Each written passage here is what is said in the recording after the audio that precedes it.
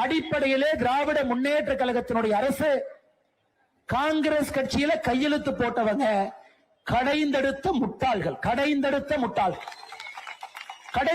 முட்டாள்கள் என்ற வார்த்தையை தாண்டி இந்த நடந்ததையெல்லாம் பார்க்கும் பொழுது அவர்கள் அடிப்படை துரோகிகள், ஒரு மதத்திற்கு எதிரான துரோகிகள்.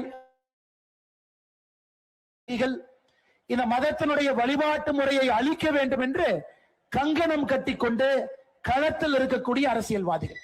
அதனாலதான் இந்த கூட்டத்தை நாம நடத்தலாங்க. ஆன்மீக பெரியவர்கள் வரலாம், தாய்மார்கள் வரலாம், நீங்க எல்லாரும் வரலாம்.